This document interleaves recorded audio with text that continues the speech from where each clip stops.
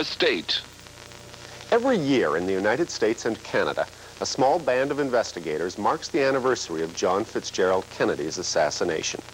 They share a belief, held by most Americans incidentally, that the 35th President of the United States was not simply the victim of a single crazed gunman, Lee Harvey Oswald.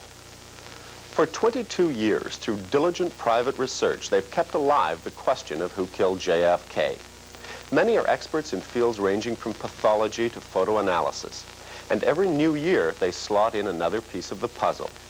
Tonight we go back, as we did 2 years ago, to examine this fascinating labyrinth of clues that will probably keep alive forever the mystery of John Fitzgerald Kennedy's death.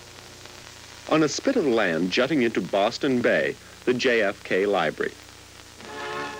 It conjures up the Kennedy presidency's image of gleam and glory. Within the walls are the private papers and White House tape recordings from the Kennedy administration. Most of the material is still secret, but one day Kennedy's own words might yield the best clues to the mystery that persists about his death. What was he saying in private about Cuba or Vietnam?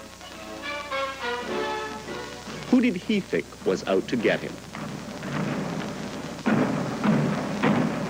In assassination, there's an ancient question. Cui bono? Who benefited from the murder? Those most skeptical about the official findings focus on three groups with motive, means, and opportunity: the mafia, the military, and the intelligence agencies. Kennedy was at odds with all of them. The president's brother, Robert Kennedy, then Attorney General, was haunted by the possibility of a conspiracy. Right after the murder, he called the director of the Central Intelligence Agency and asked bluntly whether any CIA people were part of it. Robert Kennedy also suspected the mafia, perhaps retaliating for the Kennedy brothers' relentless war on organized crime. When Robert Kennedy himself ran for the presidential nomination, he made clear he would have pursued the unanswered questions. Press Secretary Frank Mankiewicz. Out in California during the campaign in 1968, he was asked a question at a student meeting out in the San Fernando Valley if he were elected president, if he would order the files opened, and he said yes, he would. That was an interesting answer. He knew what that question was about. A week after that answer, Robert Kennedy was himself murdered, and the files in the CIA, the Pentagon, and the FBI have for the most part remained closed. So the task of keeping the flame of an unofficial investigation flickering has been taken over by about 150 amateur sleuths across the U.S. and Canada. Some chase bizarre theories. We went through... Others, like these Washington lawyers, track the case through government files, using the Freedom of Information Act to pry loose clues. I could determine whether they were or were not of value. Bernard Fenster is an independently wealthy Washington attorney who has filed more than 500 Freedom of Information Act suits on the assassinations. Canada and in the United States in the year 1963. Where do you get the determination to keep going as many years as you have? Well, I guess one of the reasons is I went to school with John Kennedy, and he was a friend of mine. And at the time of his death, I was a counsel to a Senate committee, and we mainly did investigations. And when I read the Warren report, I thought this thing is just phony from beginning to end. And then I read the 26 volumes of evidence and was more convinced that it was phony. And this whole matter of solving a thing like this is for people working on the same piece of the puzzle to cooperate. There are 3 or 4 people I work very closely with, and we never get a piece of information that we do not Xerox it, pass it around, because occasionally our files get rifled, and we would not want a valuable piece of information to be in the files of just one person. Your files got rifled? Yes, they have been at times. By whom? Well, if we could answer that question, maybe we could answer a lot of others. Maybe it was a cleaning lady. Maybe you're just paranoid. Well, in one case, the glass door in the office wasn't in this particular office. It was smashed and the door was opened and several file cabinets had been gone through. You believe that somebody doesn't want you to find out what happened? Well, I know there are a lot of people who don't want us to find out the answer. When we have to show up at a hearing on a Freedom of Information case, there may be as many as 8 government lawyers there. which is just sort of absurd. And we spend hours and days and weeks in court trying to get documents that are 20 years old and relate to a lone nut killer. But all these are high national security matters. Friday morning, 11:37. The president's jet lands at the Dallas airport. Love Field. The warm welcome at Dallas's Love Field in the late morning of November 22nd masked the hatred many here felt for Kennedy. That morning, full-page newspaper ads accused him of treason. Oilmen felt threatened by his plan to sock them with higher taxes. The ultra-right-wing John Birch Society, which counted the mayor of Dallas among its open supporters, accused him of going soft on Cuba and selling out to the Russians. Anti-Castro Cubans seethed at his promise never to invade Cuba. In Miami 2 weeks before, a right-wing extremist was taped by a police informant. Joseph Miltier described how John Kennedy would be shot with a high-powered rifle from an office building window. He predicted that a patsy would be arrested soon after to throw everyone off the track. Miami police informed the president's Secret Service about the threat, but the field agents responsible for this motorcade were never told. As the limousine carrying the Kennedys, along with Texas Governor John Connally and his wife, made the fateful turn into Dealey Plaza, professionals saw unpardonable security lapses. Windows were open, and there were other obvious hideouts for gunmen which had not been sealed off. As the motorcade turned, shots came from the Texas School Book Depository, fired, as the Warren Commission found, by Lee Harvey Oswald. That official judgment on the assassination said Oswald was a nut who acted alone. But in front of the president's car is what has become known as the Grassy Knoll, a little hill with a picket fence behind it. Most of the people who were on the knoll that day dived for cover because they thought they heard shots from behind them. And if they're correct, more than one gunman was involved. Kennedy would have been killed in a crossfire, the result of an organized conspiracy. There's numerous people running up the hill alongside Elm Street, there by the Simmons Freeway. Several police officers are rushing up the hill at this time. We heard the first shot in the president. Korean War veteran William Newman was with his family on the knoll that day. I thought it scared him. And then as the car got directly in front of us, well, a gunshot apparently from behind us hit the president in the side of the temple, apparently back up on the knoll. S.M. Holland was further along, on an overpass in front of the president's car. Well, I was standing right up against the banister on top of the triple underpass where you're looking right down their throats, you might say. Naturally, I had my eye on the president's car. The third shot came from the fence, and there was a puff of smoke that kind of lingered out under the green trees right out from that picket fence about 8 or 9 feet off the ground.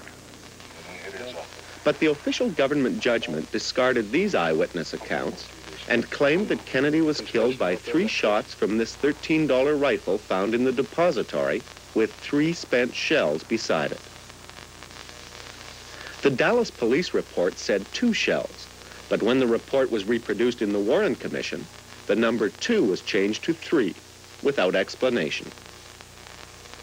Within an hour of the shooting, Dallas police astonished the world with their efficiency by dragging their suspect from a movie theater and whisking him to police headquarters.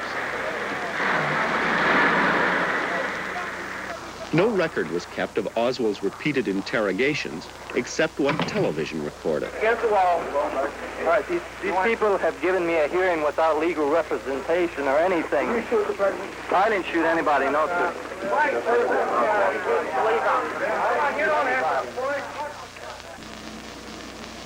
Then 2 days later, Oswald came down this elevator, surrounded by Dallas police, dozens of whom were chummy with a nightclub owner and small-time mobster named Jack Ruby. Ruby was waiting on the other side of the door.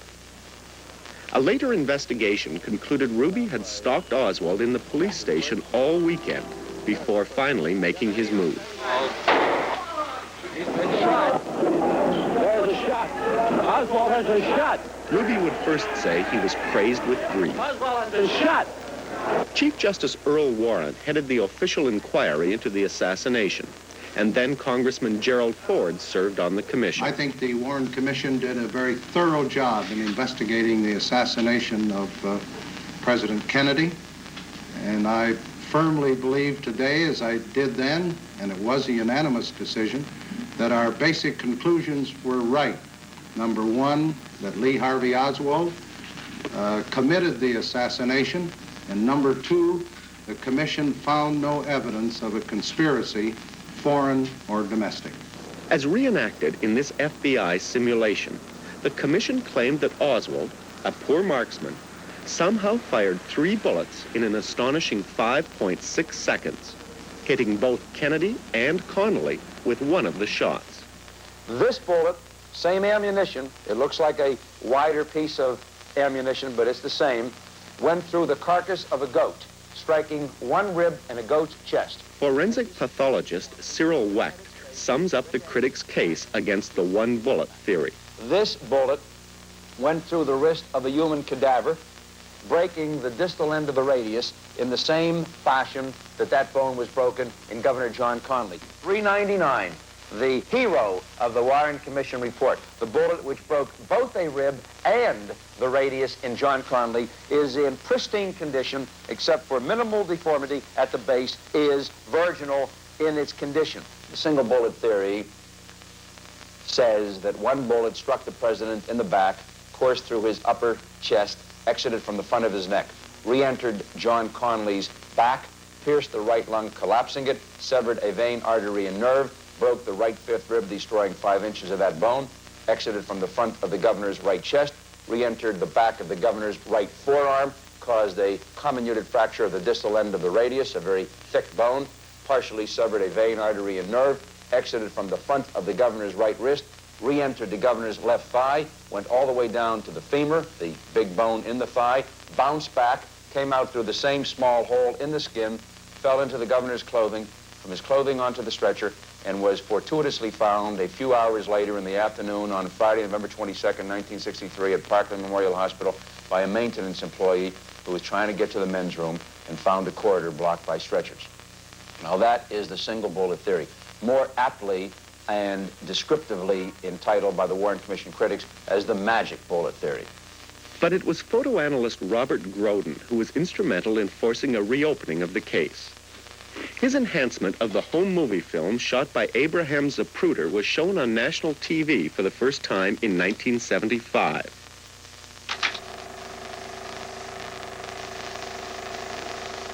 It showed Kennedy being blown backward by the fatal headshot. This pointed to a second gunman in front, and from that, a conspiracy. These crucial frames, when printed in the Warren Commission, had been transposed to show Kennedy thrown forward instead of backward. When critics pointed this out to the FBI, Director Hoover said it was a printing mistake. In 1976, with the support of the Kennedy clan, Congress set up a committee of the House of Representatives to reopen the case. Congressman Christopher Dodd believes the Warren Commission skimmed over contradictory evidence. The Warren Commission was under tremendous pressure to conduct an investigation to confirm that Lee Harvey Oswald was the lone assassin. President Johnson was in an election year. He didn't want to have this as a campaign issue in 1964. Chief Justice Warren didn't even want to serve on the commission to begin with. And he wanted that committee to wrap up its work as quickly as possible. The emotional level was extremely high, not just in this country, but throughout the world. The committee had had enough of conspiracy theories when suddenly their own experts came up with startling new evidence. Minutes before the killing, a police motorcycle radio had been held open by a jammed button. We can't hear anything. And the sounds it picked up were automatically recorded at police headquarters. Two groups of sound experts analyzed the tape. The results of the analyses themselves convinced us. It appears that with a probability of 95% or better, there was indeed a shot fired from the grassy knoll.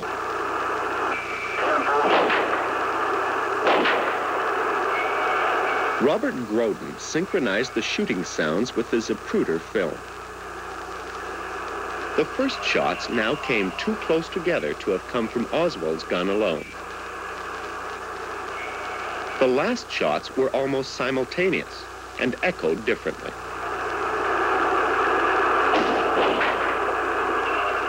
But despite the head snap backwards, the committee still concluded that any shot from the grassy knoll must have missed. The reason was the autopsy report. The examination of Kennedy's body showed that he could not have been hit from the front. This would become even more important later. A new scientific panel attacks the committee's analysis of the motorcycle tape, saying there's no evidence of a grassy knoll shot. However, Richard Billings, a former Life magazine editor who was on the committee's staff, says the evidence of a conspiracy goes deeper than that, and it points to the mafia. The main piece of evidence of organized crime complicity in the conspiracy is Jack Ruby. If you're going to decide the final answer of this crime, the murder of the president, Oswald's not around to go on trial, nor is Ruby now, but he was. The character of Ruby is crucial.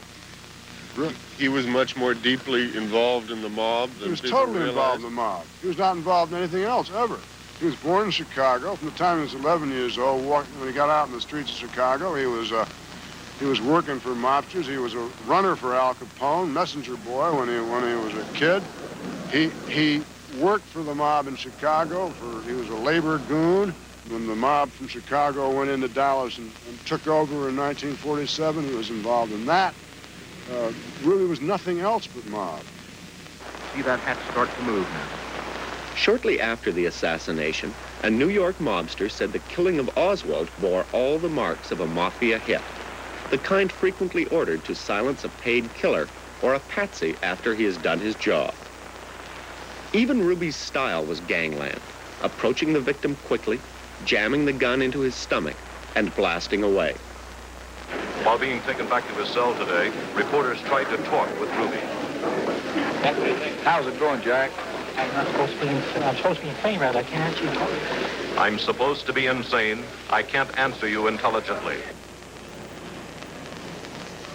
When the Warren Commission came to Dallas, Ruby offered to tell all, if only he could be taken out of the hands of the Dallas police and brought to Washington to testify. The commission refused, but in letters to his friends and family before he died in 1967, Ruby maintained that he was part of a larger plot. Do you think it'll ever come out? No, because... Once, in public, he admitted conspiracy. Unfortunately,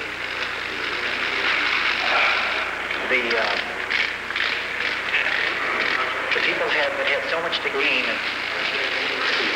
and had such an ulterior motive for putting me in a position I'm in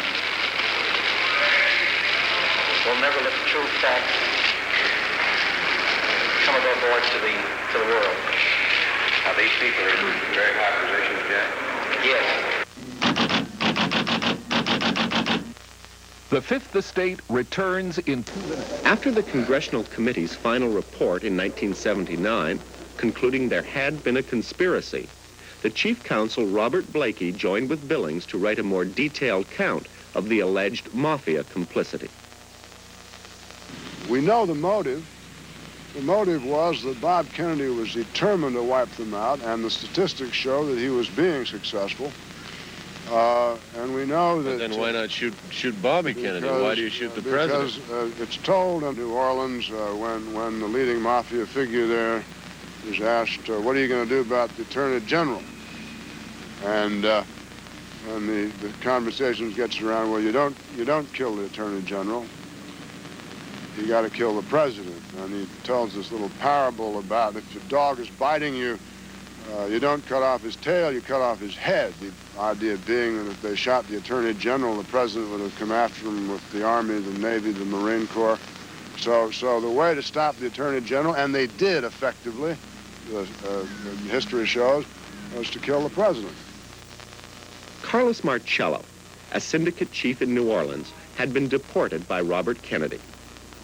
He made it back into the country, but a witness told the FBI Marcello had sworn later that not only would the head be cut off the dog, but a nut would be blamed for the crime. Teamster boss Jimmy Hoffa, hounded by Bobby Kennedy for his mafia ties, also was recorded by the FBI threatening the Kennedys. After the president was murdered, Bobby asked how Hoffa had taken the news. He was told of the jubilation at Teamster headquarters.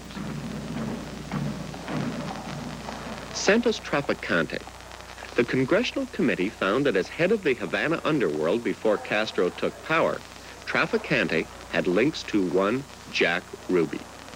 Mr. Alamon, you solemnly swear the evidence you're about to give this... Jose Alamon, a Trafficante associate, testified about a conversation he had with the mafia leader shortly before the assassination. With his back guarded by U.S. Marshals, Alamon told the committee that Trafficante had cursed the way Kennedy was pursuing Hoffa. Well, he said, Jose, he's not going to be reelected. You don't understand me. He's going to be hit. President Kennedy was going to get hit. Did you ever make that statement? Sir, we've already... Trafficante denied the murderous prophecy. Later, a terrified Alamon said perhaps Trafficante meant Kennedy would be hit by votes. But despite his war on the mob, Jack Kennedy had as one of his most intimate associates a woman who shared her time with gangsters. Richard Billings from the Congressional Committee. In fact, Jack Kennedy was corrupted by the mob. And this... How?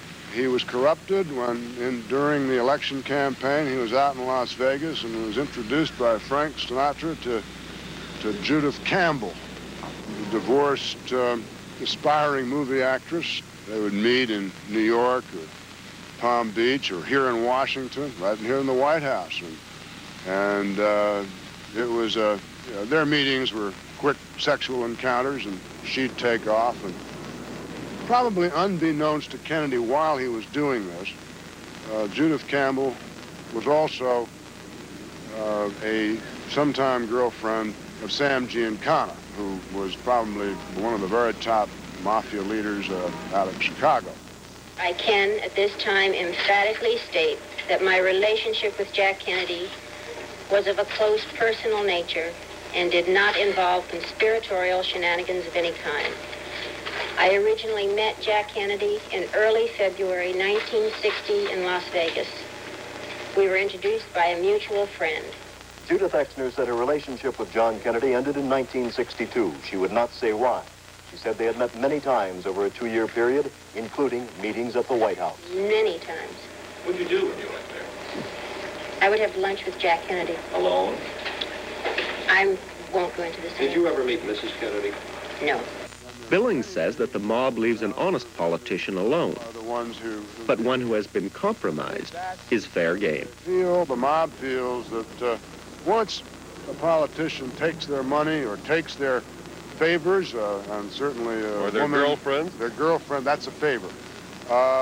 He's kind of put himself on their level, and that makes him vulnerable. And I don't think this is facetious. I think this is really the way they thought. Jack Kennedy, by doing what he did, unwittingly or not, was stooping to their level and making himself vulnerable. And then he betrayed them. Well, he had betrayed them while he was seeing Judith Campbell.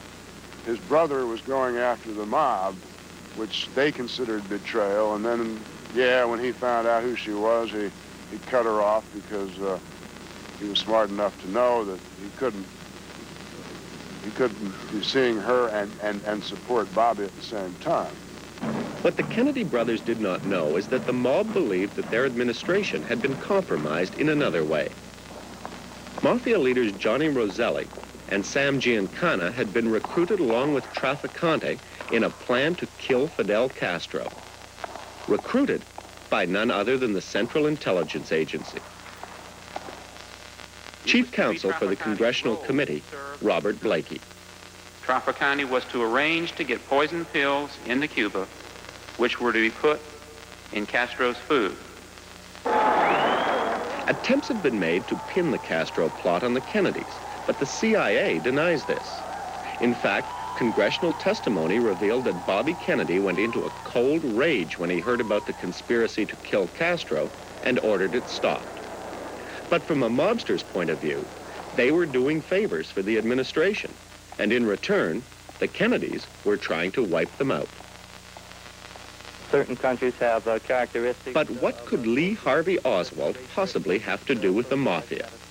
He had earlier defected to the Soviet Union, and in New Orleans, after he returned to the U.S., defended Castro's Cuba. In your work with the Fair Play for Cuba Committee, what are you advocating? His politics might have been radically different from those of New Orleans Mafia leader Marcello, but they shared some connections who might have been assigned to recruit a dupe for the assassination. The Congressional Committee discovered that Marcello's private investigator, David Ferry, had known Oswald for years and was with him in the summer of 1963. Other associations uncovered. Charles Dutz Moret, a New Orleans bookie, was Oswald's uncle. He and Oswald's mother, Marguerite, were part of the crowd in which Marcello moved. Then there's Marcello associate Nofia Pecora. He bailed Oswald out of jail after a fight 3 months before the assassination. Pecora was in phone contact with Jack Ruby at about the same time. What we can conclude from this is that organized crime knew about Oswald, knew a lot about Oswald, and probably were in a position to select him as someone who might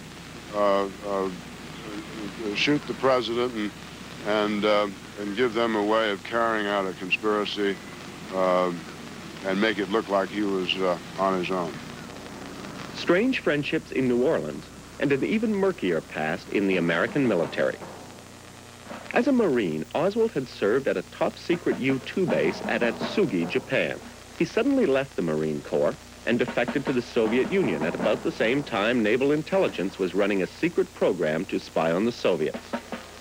Americans were encouraged to defect, marry a Russian, spend a few years in the Soviet Union, and then return to the U.S. The ease with which Oswald was allowed to return home has always raised questions about whom he was really working for. Let me take that. The military man who served as liaison with the CIA during those years is Colonel Fletcher Prouty. For instance, it was a function of my own office to pull the man's military records, duplicate them as civilian records, and then duplicate them again as CIA records. Any change in his career with respect to the CIA, we would correct those records. But if that brought about a change in his military records, we would change those. We called the process sheep dipping. We corrected all the records so that his life would continue wherever he was working. Now, in the case of Lee Harvey Oswald, he was in a unit, a Marine unit, which was tied up with the U-2 program with CIA activities. His relief from active duty, as you'll recall, is something that happened in a few hours one day. Well, I don't think that was a normal change. I think that was another one of these sheep-dipping operations. I do request someone to come forward. Whatever the color of sheep Oswald really was, lawyer Bernard Fenster believes several government agencies knew a great deal about the man, and for whatever reason, perhaps to hide their own incompetence, are still keeping much about him secret. So somebody here knows. Somebody other than Oswald knows. I'm certain that they know. I think they knew within a matter of days of the murder what it was about. Why would they want to cover it up, though? I think each agency involved had its own reasons. I think you can imagine the consternation at CIA headquarters on the day of the murder when it came over the wire that they picked up Lee Harvey Oswald as a suspect, and they punched the button on their computer, and a stack of paper about this high on Lee Harvey Oswald comes buzzing out. Now, which of the U.S. agencies he worked for, I'm not certain. I suspect it was Naval Intelligence, and they conveniently burned all of their files. While we could not be expected to hide our sympathies, we made it repeatedly clear that the armed forces of this country would not intervene in any way. The intelligence agencies were up to their necks in the disastrous Bay of Pigs invasion of Cuba, sponsored by the CIA in 1961. Kennedy's handling of the debacle enraged many American military leaders who thought the president had cold feet. I have decided in the last 24 hours to discuss briefly at this time the recent events in Cuba. Then when Khrushchev planted missiles in Cuba, Kennedy had a showdown with both the Soviet leader and his own military. The Joint Chiefs of Staff wanted a Grenada-style invasion of Cuba, but Kennedy opted for a naval blockade instead. Khrushchev wrote in his memoirs that the president made clear to him that he feared his own American military would turn on him if he backed off in any way. As the world went to the brink of nuclear war, the chairman of the Joint Chiefs of Staff recommended to Kennedy that Cuba be bombed. General Maxwell Taylor still stands by that position. So the chiefs recommended an attack on all the missiles without warning. So we could get those that were still there and really give a jolt to Khrushchev. Historian Arthur Schlesinger was a Kennedy aide. He describes the U.S. military reaction when the Russians backed down. Some of them were quite disappointed when the peaceful settlement came about. And it was in the course of this situation that Kennedy remarked rather bitterly, understandably, he says, it's perfectly all right for the generals to give us this kind of advice. None of us will be around if we take it. I think that anybody who looks at the fatality list on atomic weapons and realizes that the communists have a completely twisted view of the United States and that we don't comprehend them, that's what makes life in the 60s as it is. We shall not regret that we have made this clear and honorable national commitment to the cause of man's survival. Haunted by a briefing which showed 300 million people would die in the first day of a nuclear war, Kennedy, 2 months before the assassination, braved the Hawks and signed a test ban treaty with the Soviets. He was opposed all the way by the Joint Chiefs of Staff. With our courage and understanding enlarged by this achievement, let us press onward in quest of man's essential desire for peace. As President of the United States, and with the advice and consent of the Senate, I now sign the instruments of ratification of this treaty. Those who feared Kennedy was soft on communism were also worried about his overtures to Castro through the president's personal emissary, William Atwood. Atwood's peace feelers had gone out just before the assassination, and Kennedy had been watching closely. That was the week before the president went to Dallas, and so I was to see him right after the Dallas trip. And of course, as we know, he never came back from Dallas. Despite the crowds here that day, Kennedy was not popular in Dallas. And for all his political enemies here, there were even more powerful ones waiting for him back in Washington, particularly among the military. He had pulled 800 American military advisors out of Laos and was preparing to do the same thing in Vietnam. When the House Assassinations Committee was set up, Congressman invited Peter Dale Scott to be a consultant. The former Canadian diplomat, now a professor in San Francisco, had become a leading critic of the Warren Commission. Scott studied the Pentagon Papers for clues on how Vietnam might be linked to the assassination. I think you're still holding for me volumes 3, 9, and 17 of the Dallas Police Department file. This wasn't a street crime to be solved by the Dallas police. This was a political crime with political consequences. Even in the sphere of foreign politics, where we've been told that there was no shift of policy between Kennedy and Johnson, in some areas that just wasn't true. President Kennedy, in the last 6 months of '63, was moving towards détente, both in Cuba and in Vietnam, and in both areas, his peace initiatives were frustrated by his assassination. In the case of Vietnam, he had announced publicly on November 20th, 1963, just 2 days before his death, that there would be a withdrawal of U.S. troops from Vietnam, 1,000 troops as the first stage of a major withdrawal.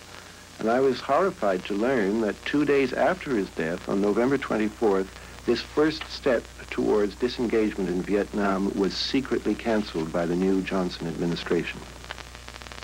Colonel Prouty, former CIA liaison. There were all kinds of pressures. If you analyze that year, 1963, you can see that there were major forces in combat with each other at that period. There was a lot of power that differed with the policies of President Kennedy. 7 Days in May is a book Jack Kennedy wanted made into a movie. He even had his press secretary call director John Frankenheimer to ask him to do it.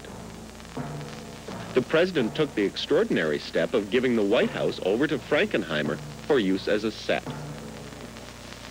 The story is about a military coup in the United States, and the villain is the chairman of the Joint Chiefs of Staff, played by Burt Lancaster. The confrontation is with the president over a treaty banning nuclear arms.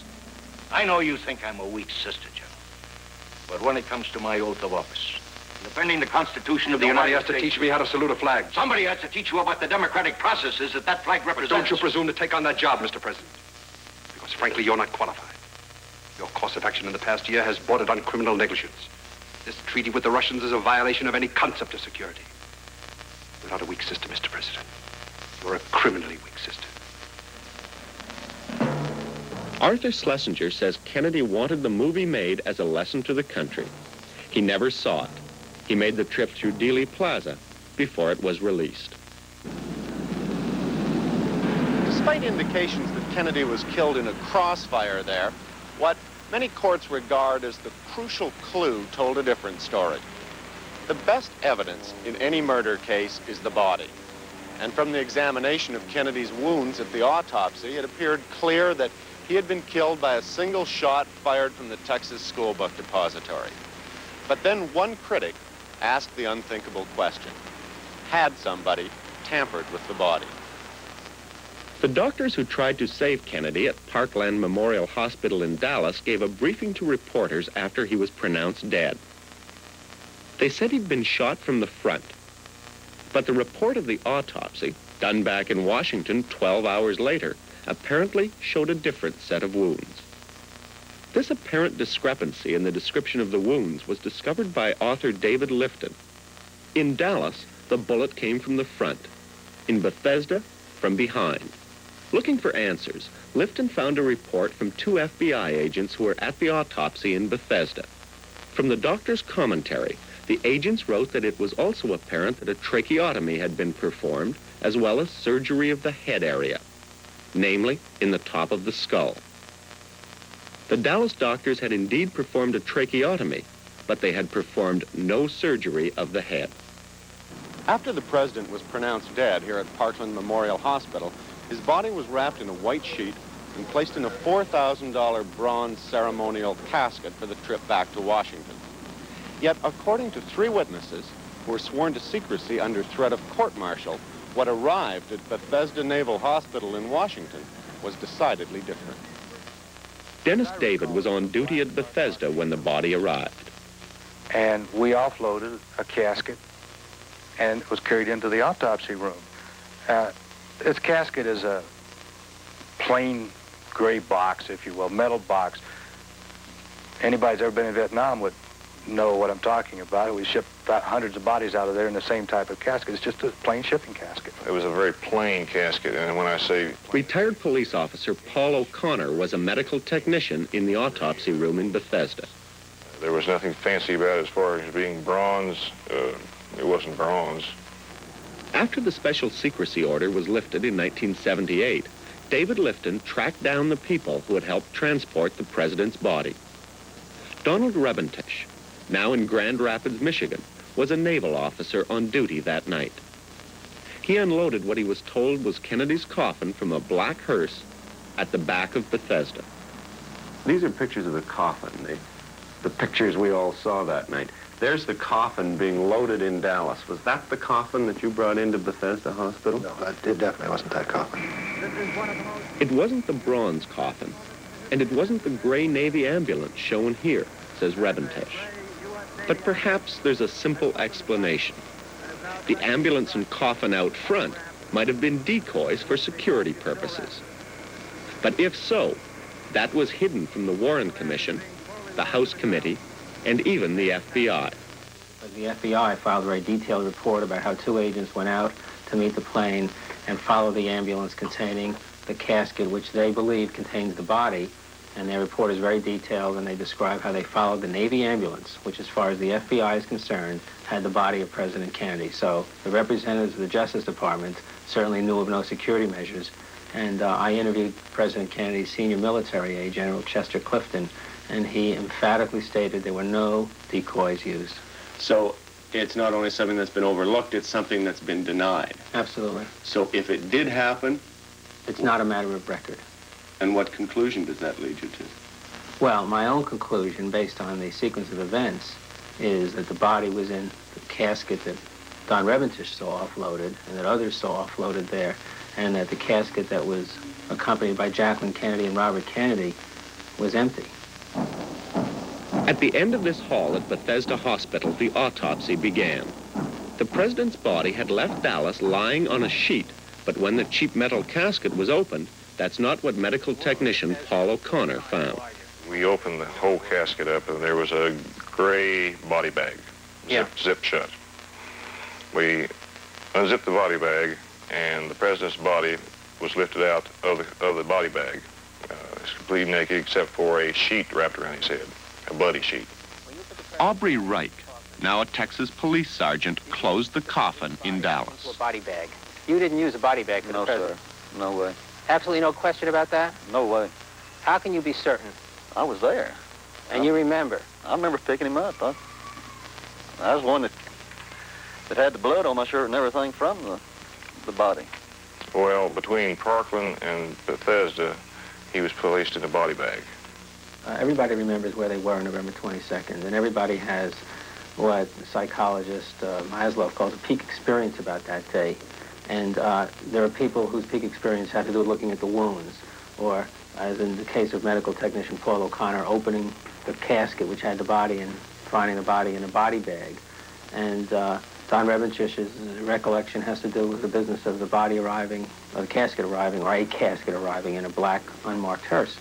And I think it's critical because I think this kind of recollection is powerful. I think it's reliable, and it's not a matter of... And they're all innocent enough things that the individuals don't put together themselves absolutely. as being in any way unusual. That's very important to know, that the people who know about two caskets do not know that anything is particularly wrong with that, because they're told that night, or here it's a security measure, and you cannot overemphasize the fact that the military often has decoys. 2 ambulances, 2 caskets, different wrappings on the body, and security measures unknown to the FBI and the president's chief military aide. But if people did have access to the body, what did they do? In Dallas, the doctors reported that most of Kennedy's brain was still in place. But Paul O'Connor describes the scene at Bethesda as they removed the president from the body bag and unwrapped the sheet from around his head. We got the last part of the sheet off. There was just a gasp through the room, and I looked down and I said to myself, my God, there's no brain. It's all gone. The man in the white coat was the X-ray technician that night in Bethesda. His name is Gerald Custer, and he's now an X-ray technician in Pittsburgh. I could fit both of my hands right inside the skull cavity. And like I had mentioned, that I brought my hands back, and there were still little pieces of brain cells that I had to take off my hands, and there was still blood on it. Author David Lifton told O'Connor of the final autopsy report on an almost complete brain. Well, I don't know where they got it from. It surely wasn't the president's. Consider the pattern of contradictions. The body left Dallas with a small head wound, about 35 square centimeters, and arrived in Bethesda with a wound 4 times as large, almost 170 square centimeters. The body left Dallas with a brain, and according to these witnesses, arrived at Bethesda without a brain. The body left Dallas wrapped in sheets, and arrived at Bethesda in a zippered body bag. The body left Dallas in a ceremonial casket, and arrived at Bethesda in a cheap shipping casket. There's a tension between the irrefutable and the inconceivable. I mean, you don't alter a body. You don't mess with dead people, dead bodies, and certainly not a president's body. And on the other hand, there's evidence of all these different activities occurring. Lifton's thesis: between the Dallas shooting and the Bethesda autopsy 6 hours later, President Kennedy's body was secretly removed from the casket. It was then surgically changed, Wounds were altered, bullets were removed. The body was returned in time for the autopsy, returned as a medical forgery, which told a false story of the shooting. If it was planned, it's an awfully dicey plan that you were going to steal the body out from under the nose of the widow. Well, this brings us to another area. It's my personal belief, and there's lots of material I did not publish, that this was not the way it was supposed to happen, that the body was never supposed to be stolen on Air Force One. It was never supposed to be altered on the East Coast, that something else was planned and that something went wrong. And we're looking at a rather bungled scenario here. Otherwise, these witnesses wouldn't exist. Lifton speculates that in Washington, while all the attention was focused on the left rear door of the plane, the body was actually taken out the front door on the other side and put aboard the helicopter flapping in the background. It took off almost immediately. Half an hour after landing in Washington, Lifton says the wounds could have been altered to show that the fatal shot could only have come from Oswald's gun. I have postulated that the body may have been brought to Walter Reed Army Medical Center, and there would be about 30 minutes with the body. And then they could have whisked it on to Bethesda farther down the road. That's correct. Yeah. Could you do that work on the body, which you allege, in 30 minutes? Oh, absolutely. Yeah, absolutely. I mean, from the standpoint of the evidence, it's very sloppily done. I mean, someone simply removed the brain and enlarged some wounds. There'd be time to do that. What about the hideous ideas that it might have been an inside job, even going so far as altering the body to cover it up? I don't buy them. Richard Billings from the House Committee. I don't think that I think it's hideous, as you say. It's hard to believe that there were members of the government who would undertake such a thing. But more than that, that may sound naive, but when I see those theories written out and I study them and analyze them, I find them impossible to believe. The switching of the body. The switching of the body depends on someone creating a wound in the back of the head, with a wound that appears to be a gunshot wound. Well, we, as I said before, some of the very best forensic pathologists advising us, and I've talked to the chief one of those, a fellow named Mike Bodden in New York, and he gave me convincing reasons to believe that wound in the back of the president's head could only have been created by a bullet. And that sort of, to me, blows up that theory. And I think these outlandish theories do nothing more than take your eye off the ball. How do you dismiss, in that particular theory, the witnesses who say the coffins were different?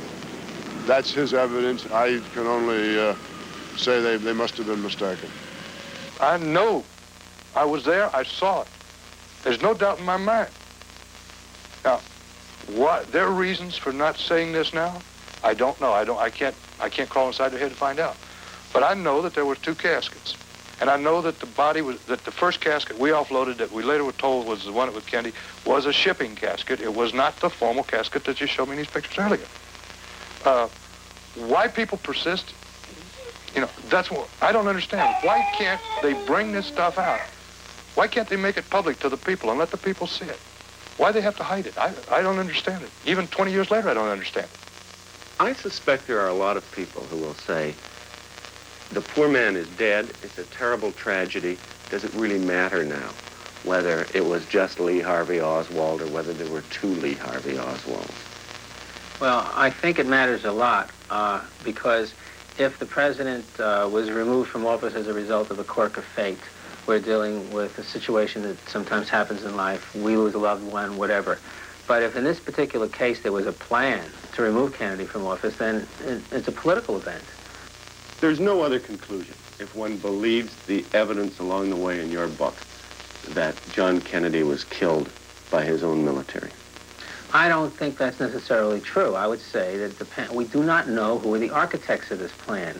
It could be people in the military, it could be people in the intelligence community, but the point is, at some point, some group of people had to sit down at a table and say, Jack's a nice guy, but he's got to go. How are we going to do this as painless as possible for the country? If there was a conspiracy, a lot of people would have to know. What I find inconceivable is that somebody would not have talked. Well, it seems to me that without the forces of prosecution, without someone directing an investigation at this question, there is not going to be people coming forward. No one has any reason to come forward because there's no self-preservation involved and no one's going to confess to a crime.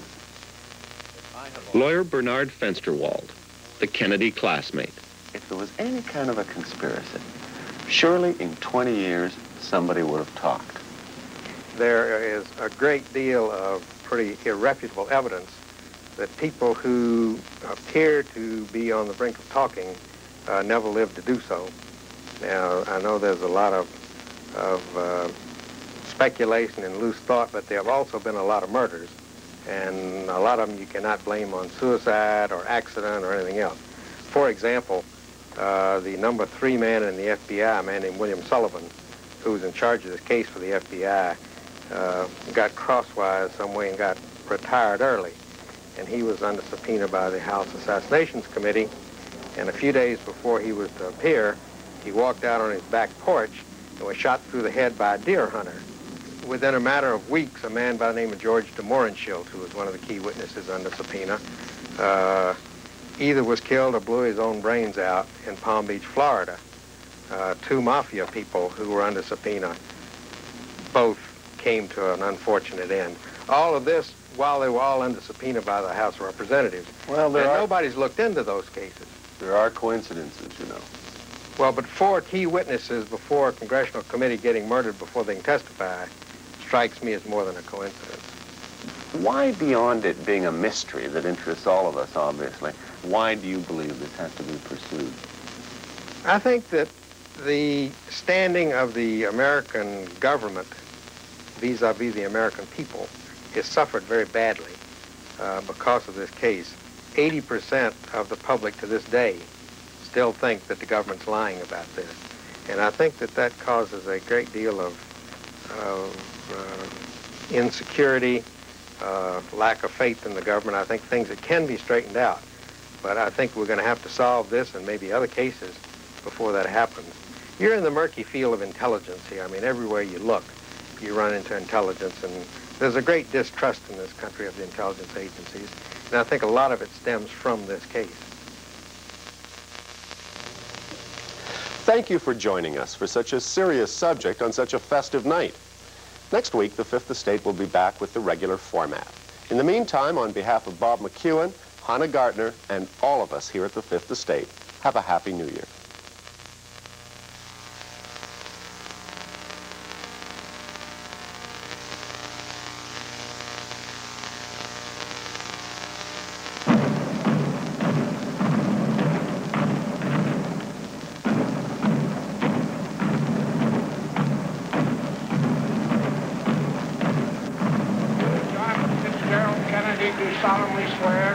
I, John Fitzgerald Kennedy, do solemnly swear that you will faithfully execute the office of President of the United States. that I will faithfully execute the office of President of the United States And will, to the best of your ability, and will, to the best of my ability, preserve, protect, and defend the Constitution of the United States. preserve, protect, and defend the Constitution of the United States. So help you God. So help me God.